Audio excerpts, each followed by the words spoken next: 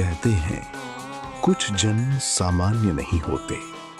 कुछ शक्तियां खुद शिव का अंश लेकर जन्म लेती हैं और उनमें से एक था अश्वत्थामा।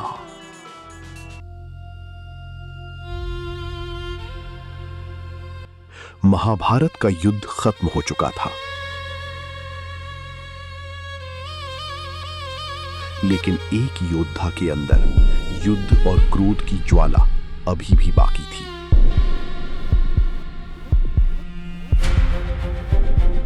वो योद्धा था अश्वत्थामा।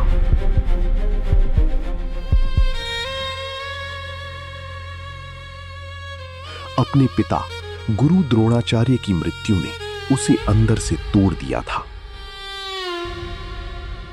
और अब वो बदले की आग बन चुका था।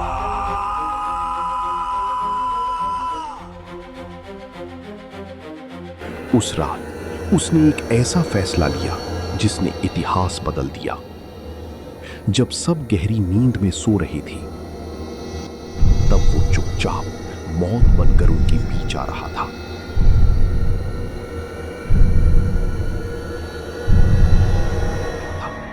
अश्वत्थामा अब इंसान नहीं रहा था। उसकी आंखों में सिर्फ क्रोध था और दिल में गहरा काला अंधेरा। उसके सामने थे पांडवों की 5 पुत्र।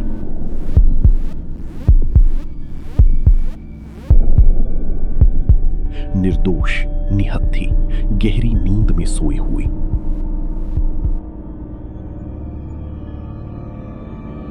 और अगली ही पल सब खत्म हो गया।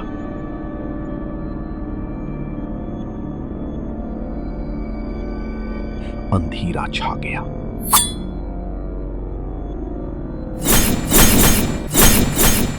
अब वो योद्धा नहीं था, वो युद्ध नहीं था, वो एक अधर्म था।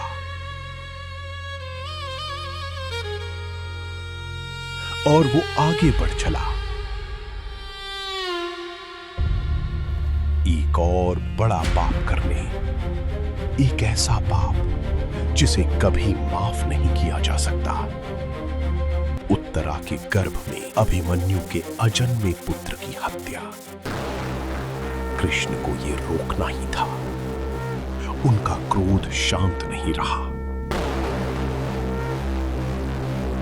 अश्वत्थामा उनके सामने खड़ा था, घायल, लेकिन अब भी अहंकार से भरा हुआ।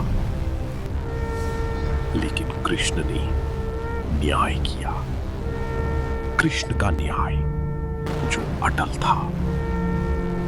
और फिर उसकी शक्ति, उसका अभिमान, सब कुछ उससे छीन लिया गया।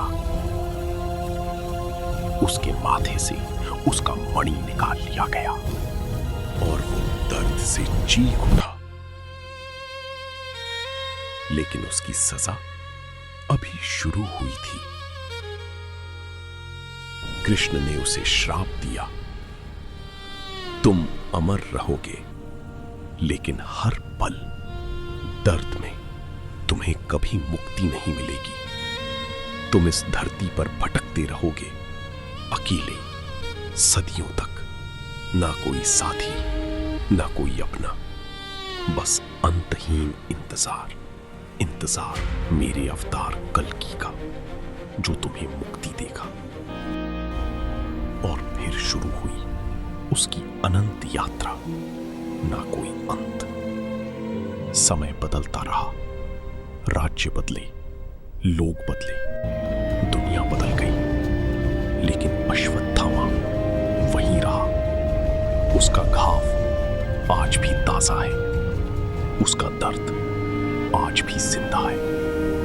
कहते हैं आज भी वो इस धरती पर भटक रहा है, इंतजार में विष्णु अवतार कल्कि के, अपनी मुक्ति के लिए।